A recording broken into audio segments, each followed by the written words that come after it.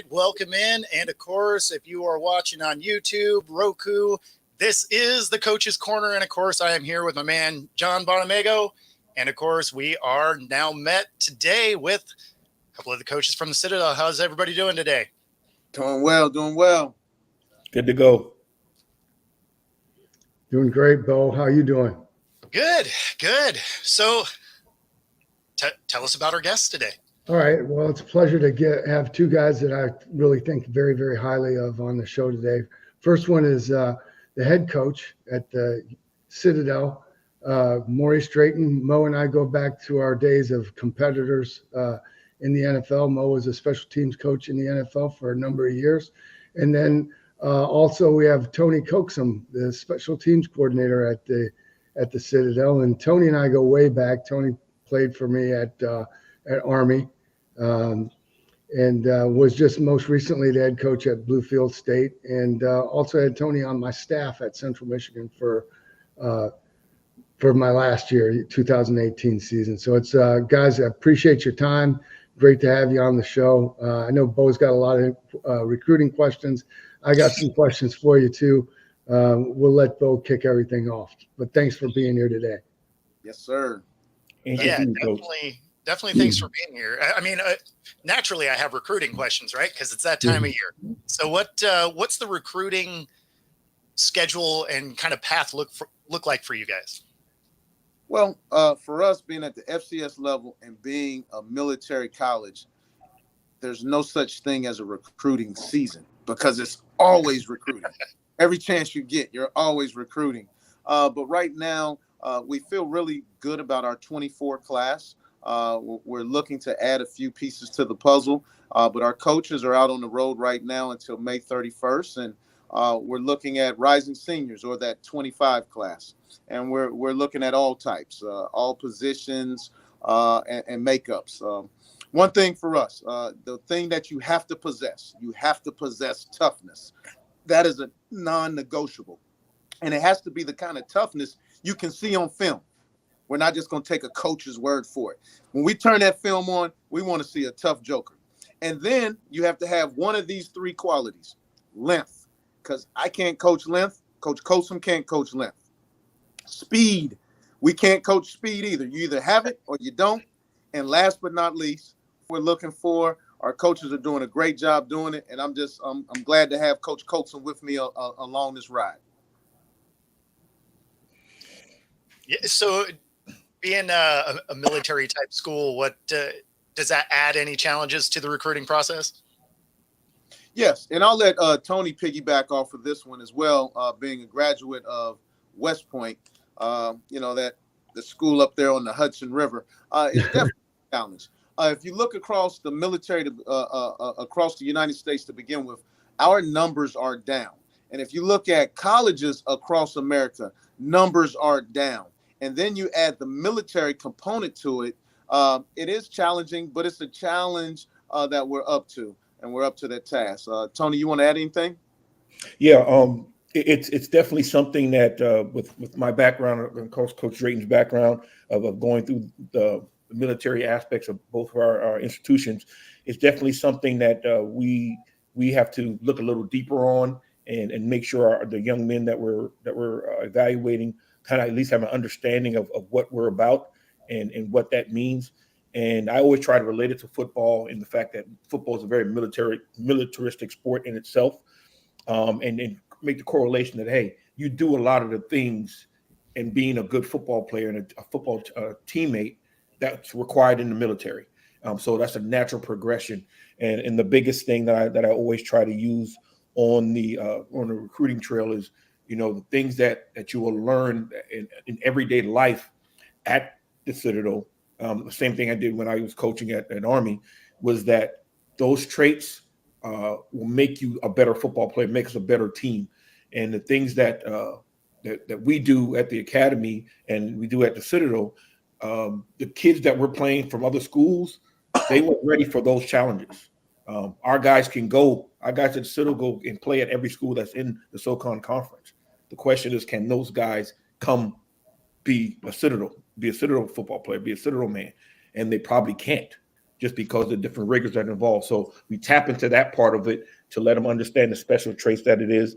And that, again, just being a really good football player, that's innate in what we do, and try to highlight those things into our recruiting process and let them know, hey, these things are going to benefit you long after your playing days are done. I mean, I guess in a way, it's better because you won't get pressure from an athletic director to potentially get a low character guy just because he's a great athlete. Like you won't get that kind of pressure, I would imagine. So that's got to be a relief in some degree. I do have a question. I do have a question. Like, with obviously the service academies, there's a service commitment after graduation. Coach Drayton, do the Citadel players, do they have anything like that, or they once they graduate, they're pretty much free to pursue whatever they like? Coach, you're absolutely correct. Only a third of our graduates go directly into the military. Most of our graduates go into the business world. They go into cybersecurity, private sectors, education. The lowest paid Citadel grads happen to be coaches, and they happen to work for the institution. That's a great stat. How has NIL and the transfer portal, how's it affected, the FCS schools and the service academy schools in particular? What fallback have you seen from those two things? Yes, sir. So in our league, every week, I track the transfers of the opponents we're playing against. First 4 games last year, not including our FBS opponent, was 39, 29, 27, and 25 transfers. We, being at the Citadel, we do not participate in the portal of undergraduate students because of our military system, where you have to be a knob first or a freshman, because there's a class structure and a class rank here. Right. So we don't participate in that. What we do participate in graduate transfers. If someone graduates from their institution and they have years left to play, eligibility, we would take those guys in a heartbeat. But it does affect our league. Only VMI, which is a military school in our conference, they do not participate in that as well. The other aspect that goes along with that is NIL is affecting everyone, and the transfer portal is really it's going to heights that I think a lot of people didn't realize. But when you look at the numbers of the institutions that don't have as much turnover as everyone else, it's the Ivy Leagues and the service academy type schools, because those institutions, the players that come in those institutions, they have a better understanding of why they're at that institution. They're looking at the 40-year plan. They're not just looking at the immediate, trying to get the quickest buck as I can. They understand the prestige of being graduates from those institutions. So do they have some attrition out in the portal? Yes, but it's not as much as the rest of the college landscape.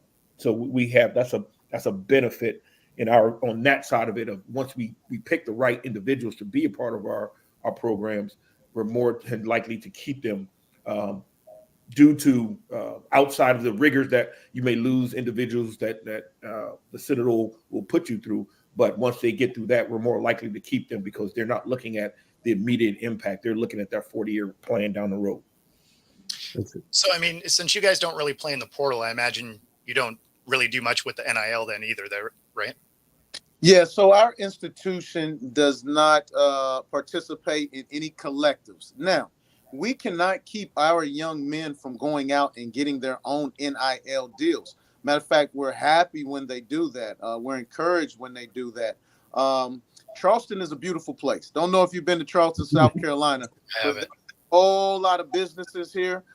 Matter of fact, we're looking forward. There's an outside entity that's doing a training on NILs for businesses in the area that I think can be very lucrative to our kids going forward. That's great. That's great. So, question, for Mo and then Tony, you could probably chime in on this one. So, Coach Drayton, first going into year two, head coach at your alma mater, first time being a head coach.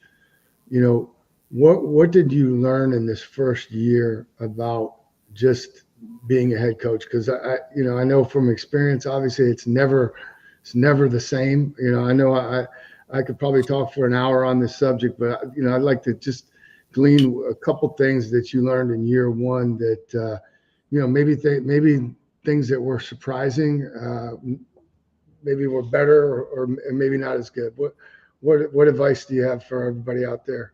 Yeah. So the first one is be careful what you ask the good Lord for, because I got what I asked for, and we've had this conversation before. I believe I called you in year one, and I was like, wow, the off-topic things that come up on a daily basis, and typically when it comes to my desk, that is the most important thing in that individual's life at the moment.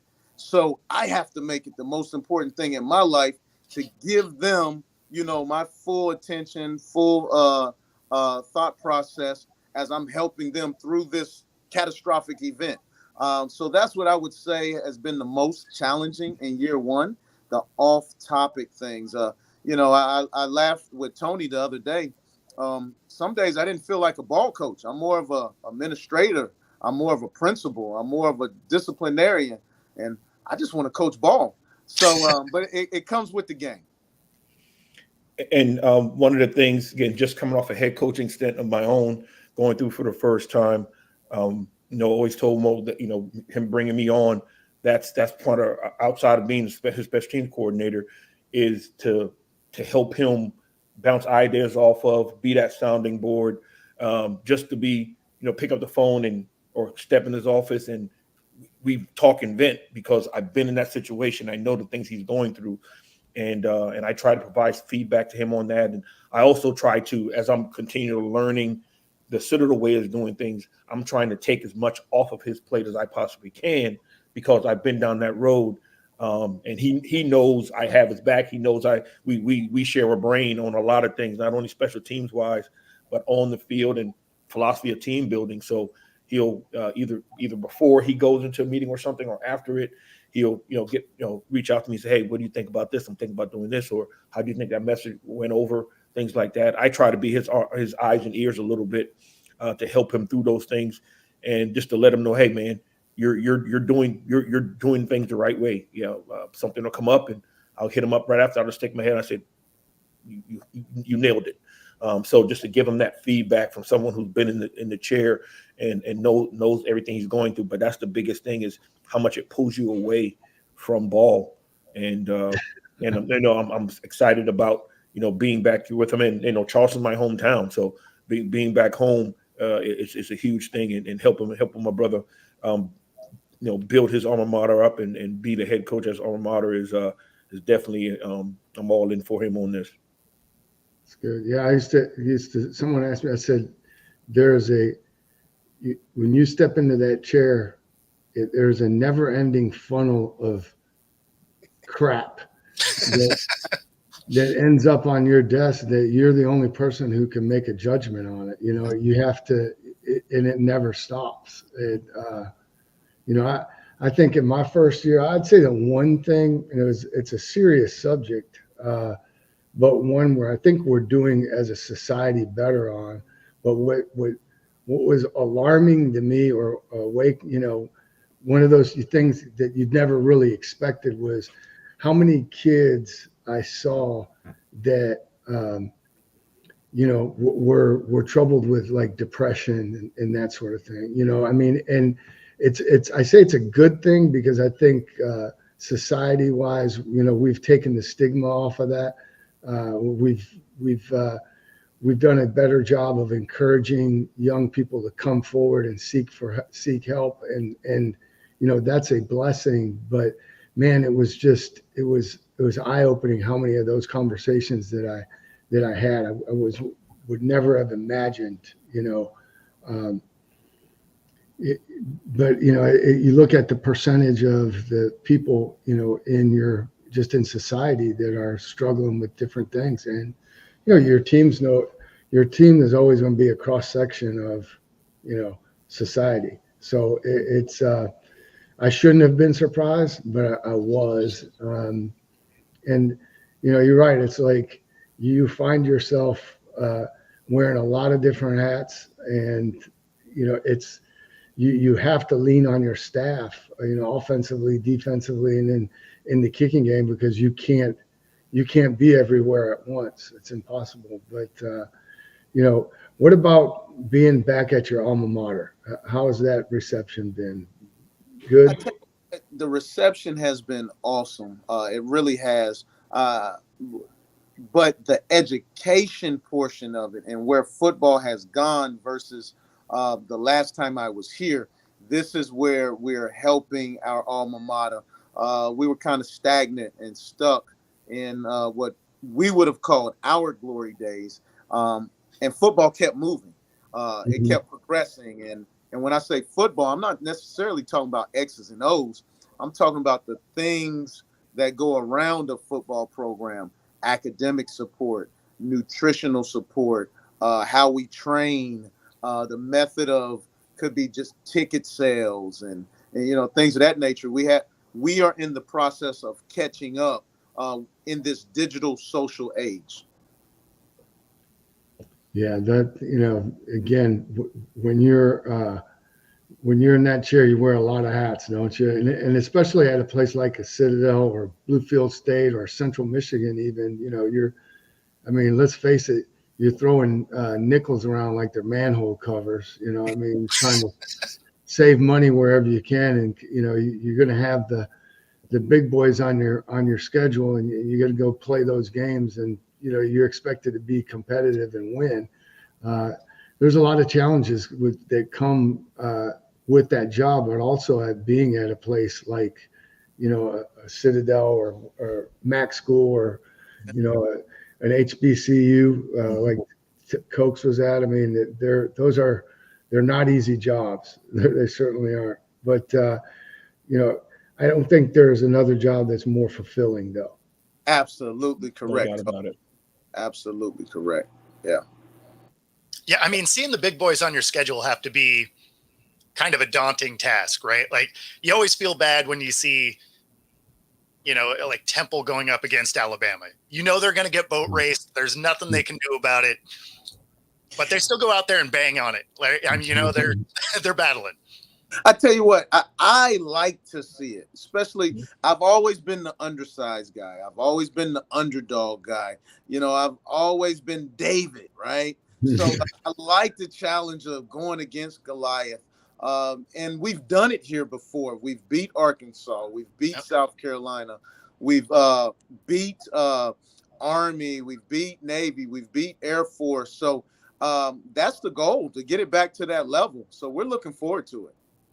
Yeah, I know. I mean, Citadel's always had a strong tradition in football. I mean, I know the times we played Citadel and VMI when I was at Army, they were always good games. It was, you knew it was going to be, a fight. The very back then, it was very similar styles of offense. They were the same as another service academy game. They really, truly were. I mean, and again, Cokes played his fair share of those as well. So, yeah, playing, and one of the things talked about being so much in with Mo and I being sharing a brain. I was a walk-on as well. As again, I would not be where I am right now if it wasn't for that man right there, John Bonamego. I was a walk-on kid. I didn't play high school football. I got to the prep school. And Coach Bono got word of, this guy down here running around doing some things, and he stood on the table for me with Coach Sutton to get me on the roster. And if it wasn't for that, I wouldn't have been an Army football player, and I wouldn't be where I am today. So he knows how I feel about him, and but that whole thing, the underdog mentality, and just fighting for everything, that's what we live for at all of the service academies. And again, I consider. Citadel and VMI, their service academies were cut from the same cloth, same type of young men. And it's, having that fight and that battle those are the games that we want those games. We want to show, hey, we're football players. I got a chance to play against Notre Dame in Notre Dame State, against Archie Denson, and Jarius Jackson and those guys. Played my first college game against Randy Moss. It's those type of things. So as players, you have that competitive ego, arrogance, as I call it, to want to go up against and have those fight. And that's the things that we're bringing to our guys and our players to push that, we can line up against anybody that they line up against us on the field. If we play the way we're capable of playing and we build off and we use those things that we learn in the summers that they're going to go through, that no one else that they're on their schedule have to deal with. That's a strength for us, not a weakness. No, I mean, I agree. Like teams I've been on, right? Like I don't remember blowouts that I was on, got beat down. But on the positive side, like those games, I don't know, they fade away for whatever reason. But you remember, especially some of those ones where you're outmatched and you at least took them to the wire. You're just like, okay, like we can hang. So I totally get that. Those were the games where Coach Bono in our special teams meeting the night before used to pull out his bayonet out of the sheath and hold it forward and had a few choice words for how we're going to handle business. So I have fond memories of those days. I bet they don't let you do that anymore. Yeah, you guys can't bring weapons into the meeting rooms anymore. That's a different era. No doubt. I think we could get away with that at a military school. After all our guys have rifles. Yeah, no question about it. That's fair. You probably could. Now, if they let us take that on the field with us a little bit and see some butt strokes and things with it, butt strikes, hey, that might even play for a little bit. I mean, ticket sales be way up.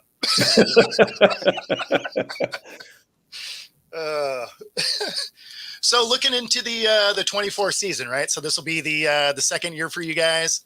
So what's the expectation, right? You come off your first season, you're back at your school. What's the plan moving forward? How do you grow the program to, being truly a competitive school within the conference, bringing it back to glory, right? Well, I tell you what, a part of that, we attacked it in this recruiting cycle.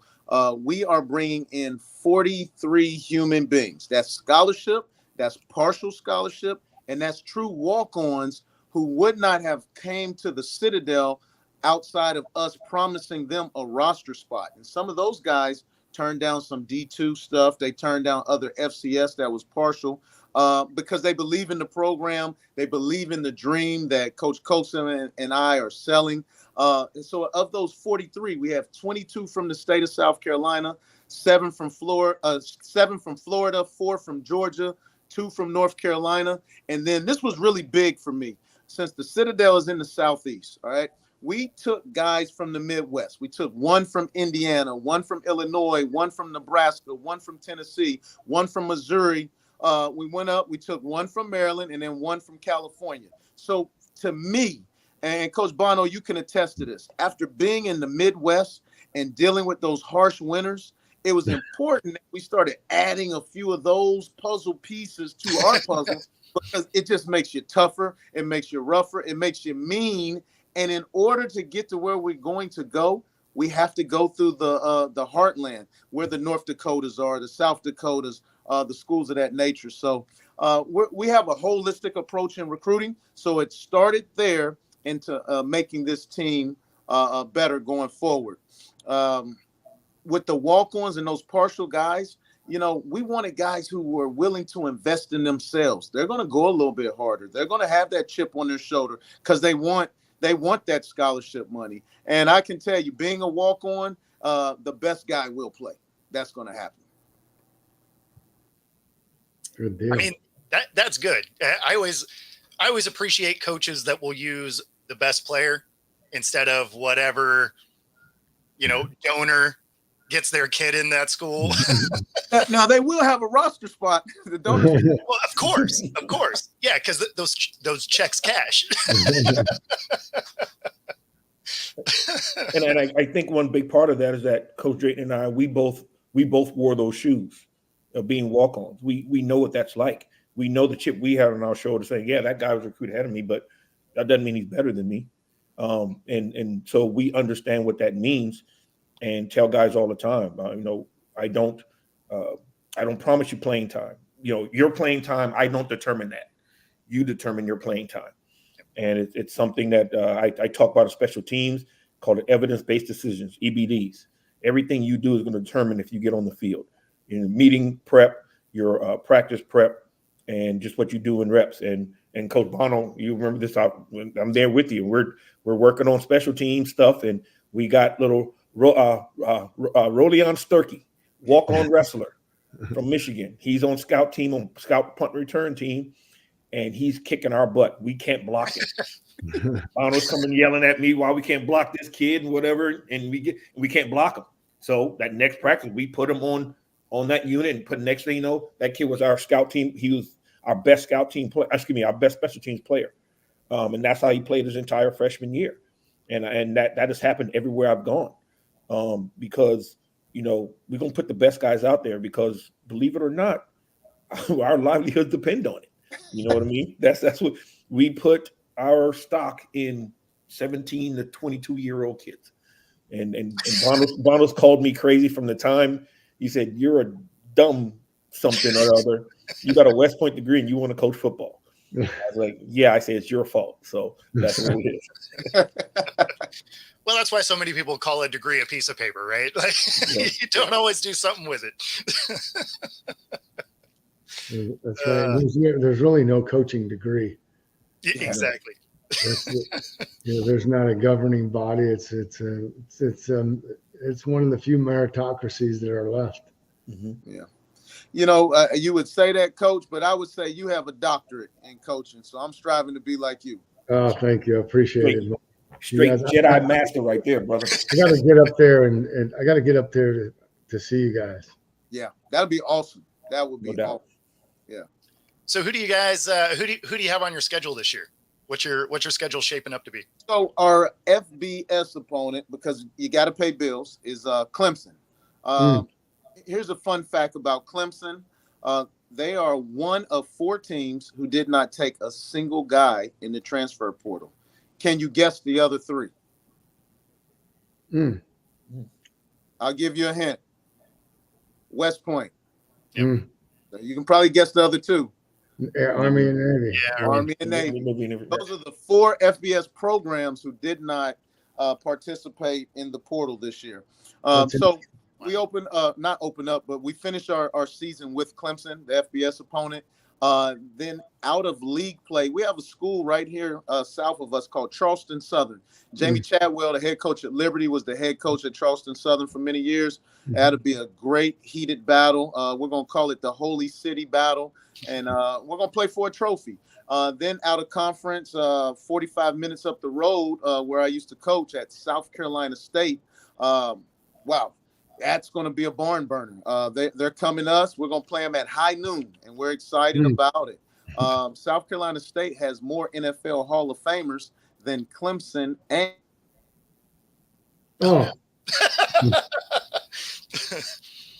So big time recruit call. Before we came on air, Coach, to let our listeners know, Coach Drayton's taking recruiting calls right now during this.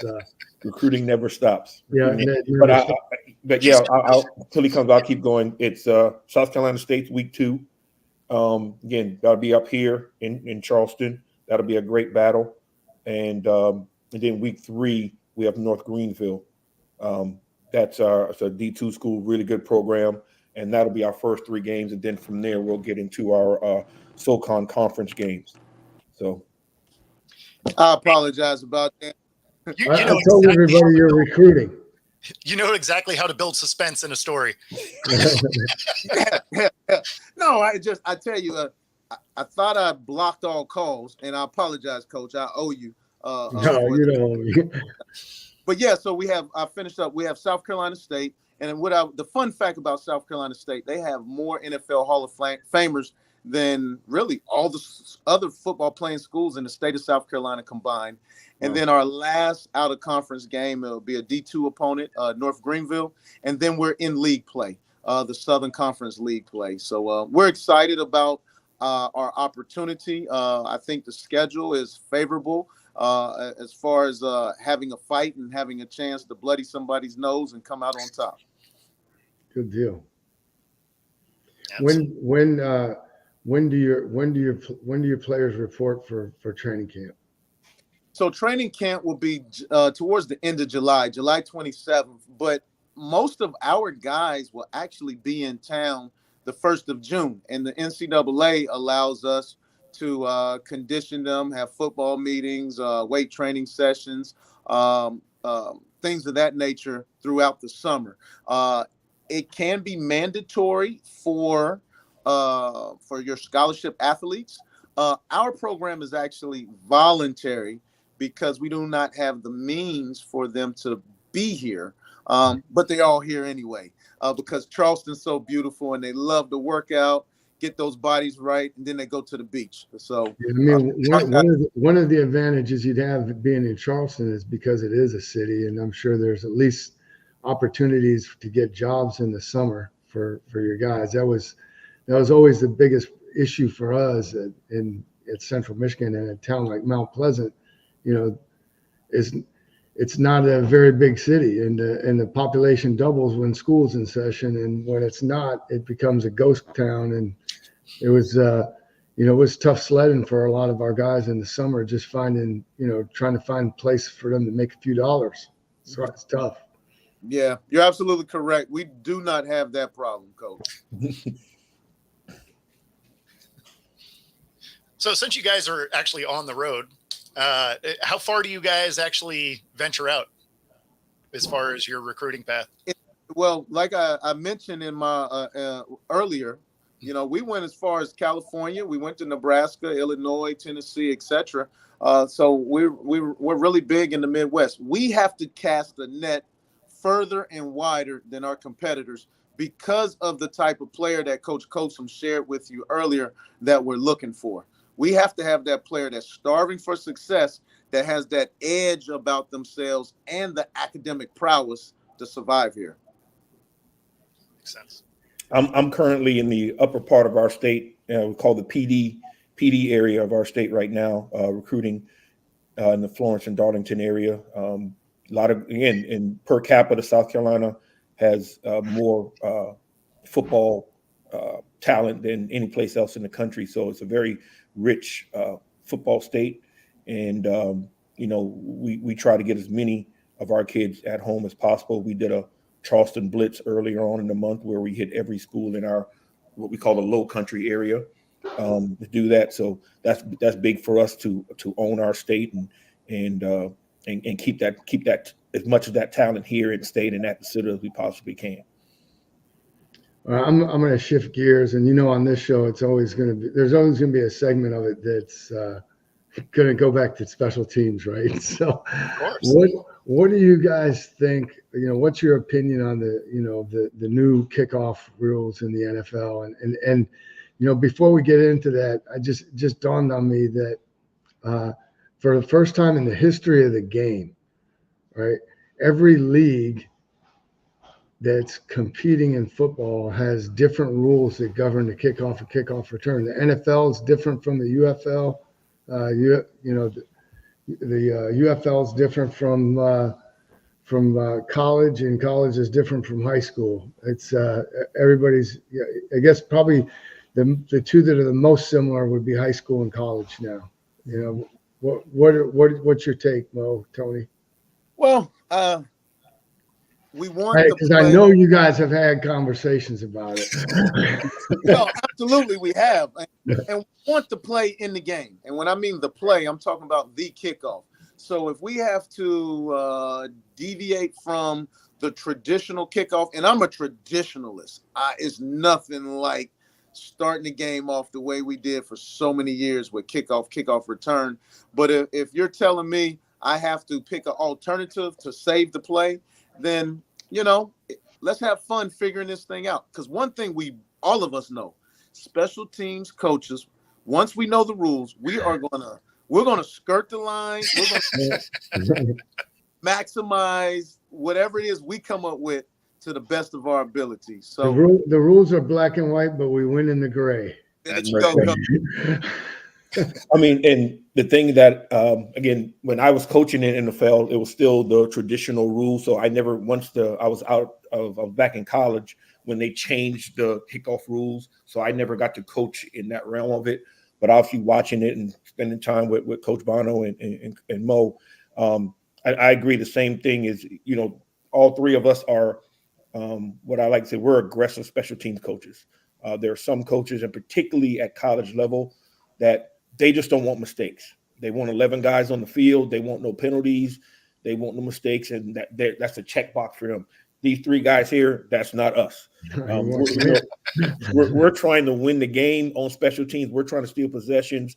We're trying to score touchdowns. We're an aggressive group. So we don't want it to go away. We don't want it to be a touchback fest. We want to have that kickoff and kickoff return in there, because I believe the kickoff team is that's your best 11 guys. Those are your best ball players, and you set a tone on kickoff. And my whole thing, we go by the tip of the spear, where we're trying to start that game off the right way and start that wound in order for the rest of the team to go. And then we've had countless conversations about how we want to do that and how we want to start this thing out in attacking. So I'm very interested to see how it plays out, that we do get the kickoff return back into it. And I honestly, I'm glad you said that, Coach Bono. I was just thinking about it earlier today.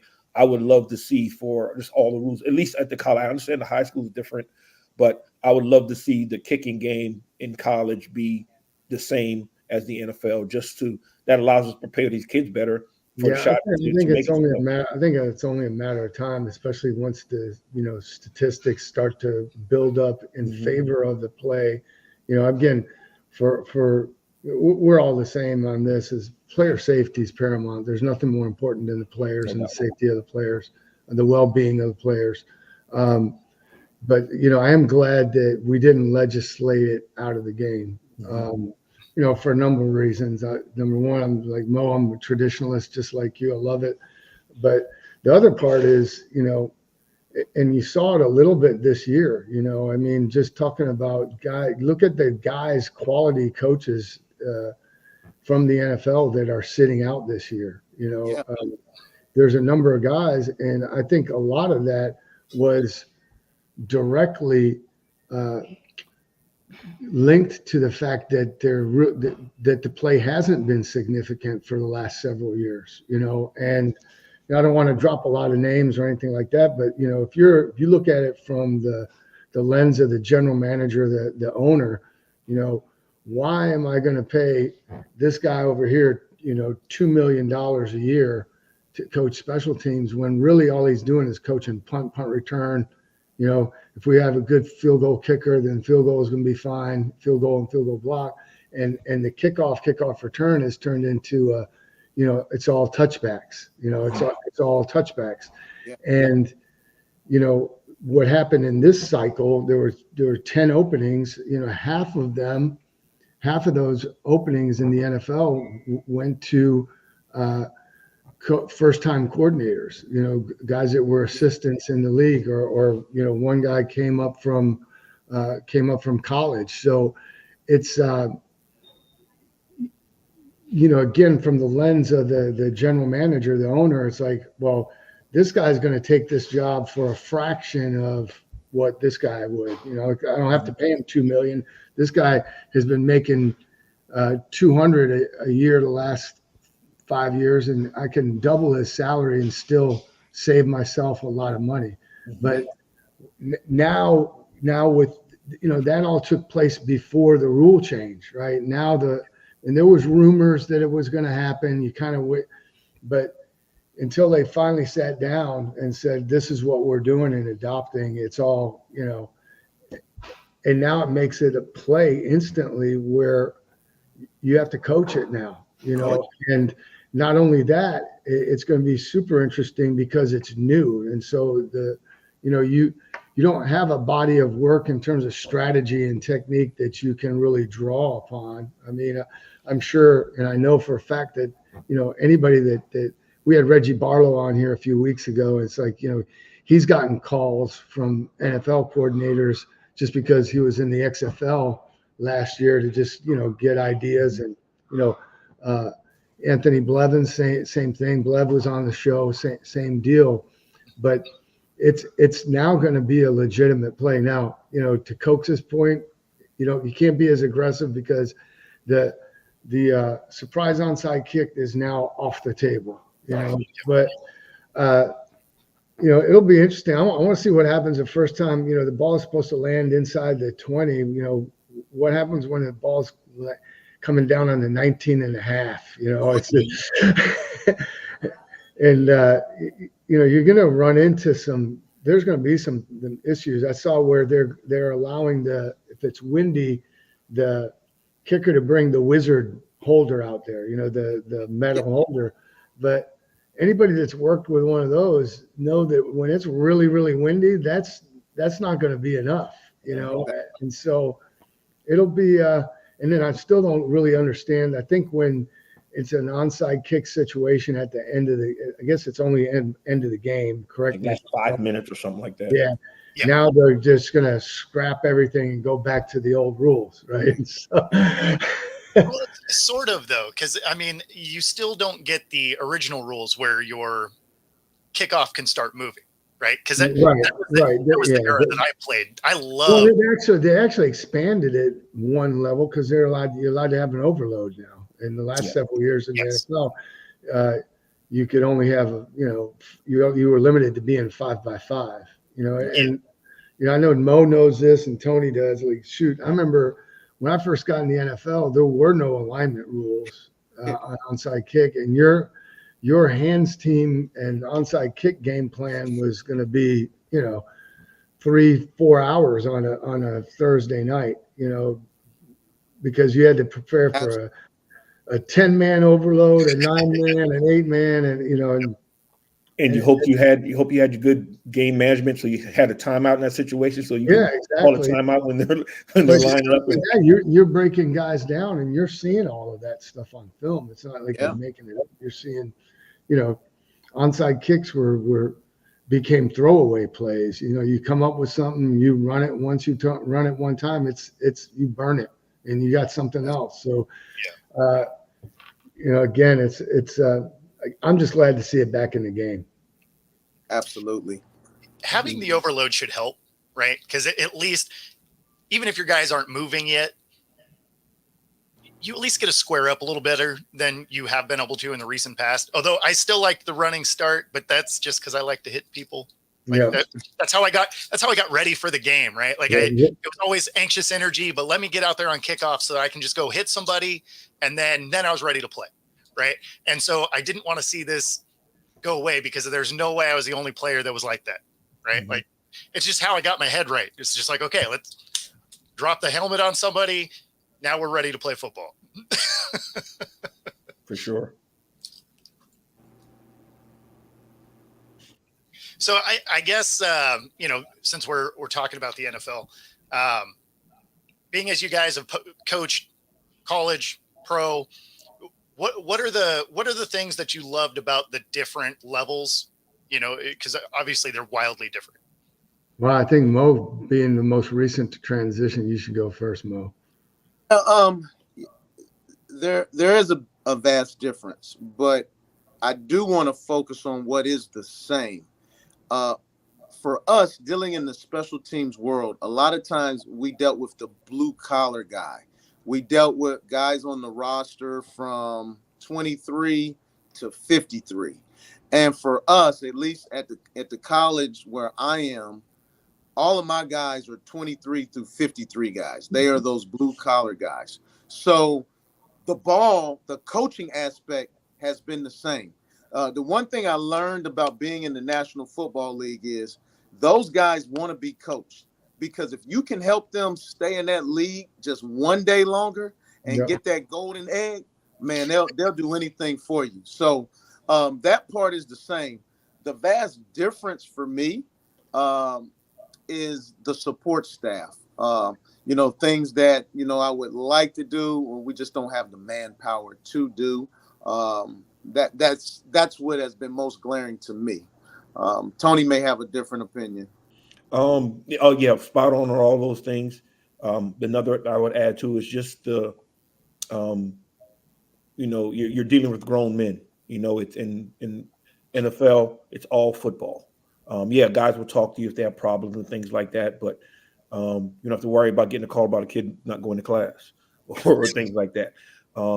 Even when it comes on the disciplinary side of things, as an assistant coach, you don't deal with it as often. You'll hear about it. You might go say, talk to them, but if it becomes a problem, the general manager and head coach, they handle that, and becomes too much of a problem, they change him out, get somebody else in. So it's much more of a business relationship.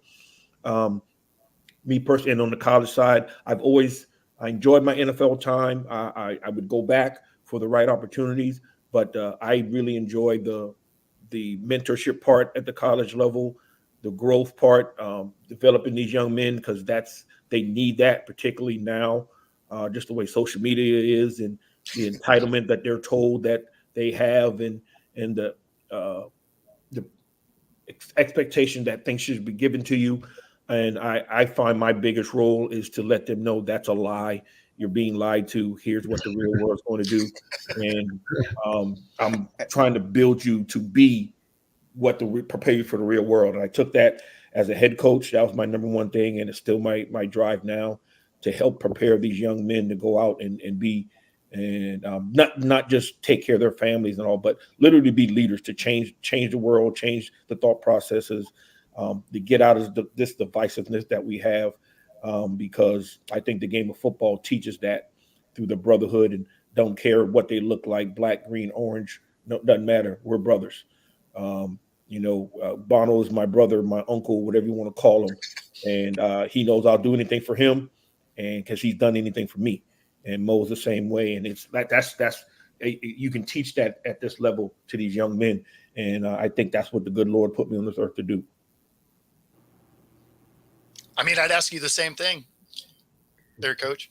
Oh, yeah, definitely. I think that, one of the biggest things, biggest differences between NFL and college, I think, especially for the head coach, is, in the NFL, it's on the player, right? In college, it's on the program, so, said player,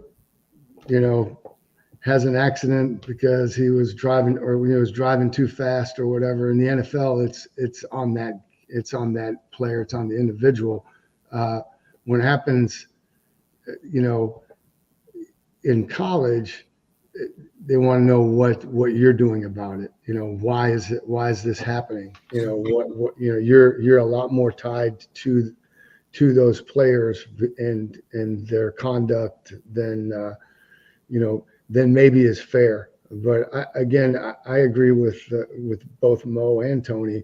The biggest thing is the mentoring aspect, and that was a big factor for me getting into coaching. I love the game, love to compete, but I also had great coaches that helped me growing up, and those were I didn't it wasn't my teachers that I looked up to or that I sought guidance from. It was always my coaches, and so being able to play that role or be in that that very important role, to have that responsibility is a great honor, one that can't ever be taken lightly, and something that I miss, frankly. That's now that I'm out of it, I miss that. I miss those relationships. I miss the locker room. I miss the staff meetings. I don't miss the 18-hour days as much, but I do miss you miss the daily interaction with the people, with the guys, being a part of team, and working towards a common goal. Part of the maturation process of these men is one thing, but what I tell our guys all the time, once you finish this great game at the college level, you will spend the rest of your life in that locker room again. I mean, because of the pageantry of college football, even the NFL locker room, it's tight, but it's nothing like a college locker room. They're so impressionable, and you get all types. I mean, I tell you, it's nothing like it. I think especially when you're at an institution like, where like you are, Mo, or a service academy, it adds another element to that. It's, shoot, the years I spent at Army were, those were some of the greatest times I had, most memorable, most fun, hardest working, most disappointing, heartbreaking, but elating, of my entire life. I wouldn't trade that experience for anything. Yeah.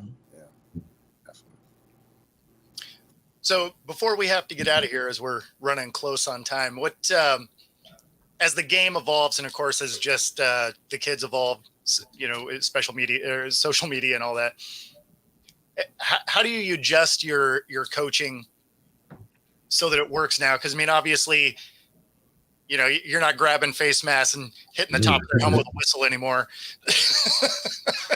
What are you doing? No, you're absolutely correct. But I go into it thinking the two most powerful words in the English language is coach said.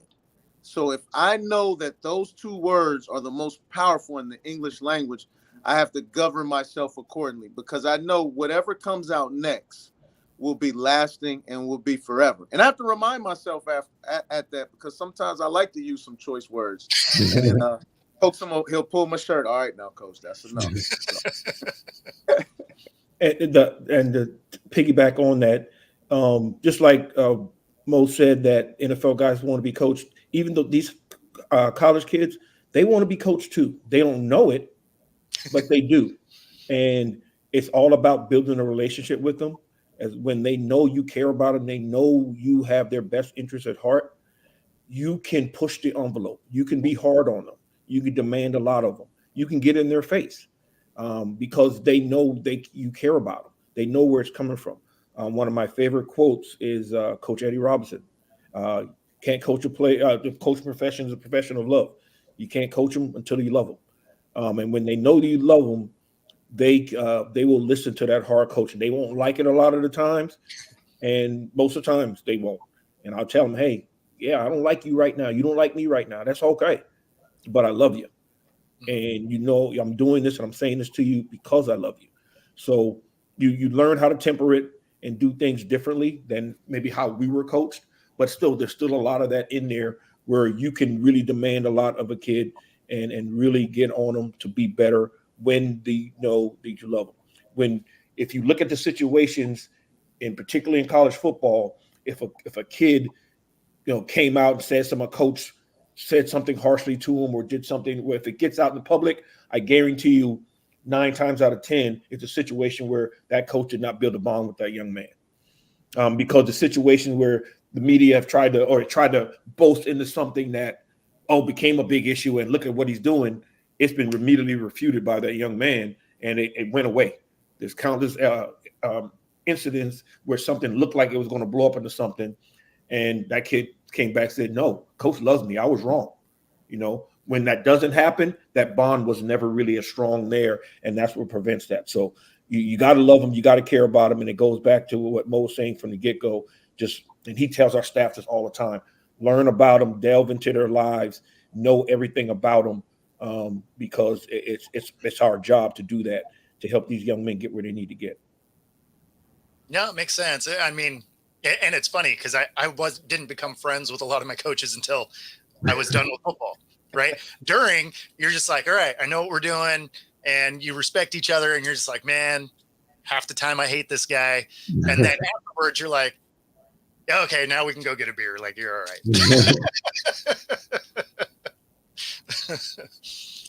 I think I may have worked for something. I know Coach Bono had some choice words for us growing up, and I got another name for him. I'm gonna say that, and then he always talking about Coach Bill Sheridan. Oh. That man knows how to chew your tail. But to this day, he will drop me a text, out of the blue, saying how we're doing, telling me he loves me, and things like that. And we built that bond through that. And so again, that's just how it is. And we've talked about Bill Sheridan is the father of Nick Sheridan, who was most recently at Wisconsin and is now, or not Washington, over where Bo's in Seattle. He's out on the West Coast, and is now currently the offensive coordinator at Alabama. Yep. And remember Nick when Nick was a little boy sitting on the fence at the house, and Coach laid into him too. But yeah, it's that type of thing, man, and that's what this profession's about. Absolutely. I know we got to go. It'd be great to hear Coach Bono's story. One that people might not know there, Coach Coaxum. Yeah. One about Coach Bono? Yes, sir. Oh no. Putting him on the spot, No, Coach. this is a quick clean. Bono was Captain Cool, man. I'll never forget. I think it was going into my senior year, and we were in our summer training stuff and getting ready for the season. And it's hot up there at West Point, and all of a sudden you just hear it, boom, boom, boom, boom, and it rolls in, and this dude comes in on a motorcycle and a yellow leather suit. And we're like, who is this guy? And he pops off the hat and helmet and his Bono and his full leather on his motorcycle. We're like,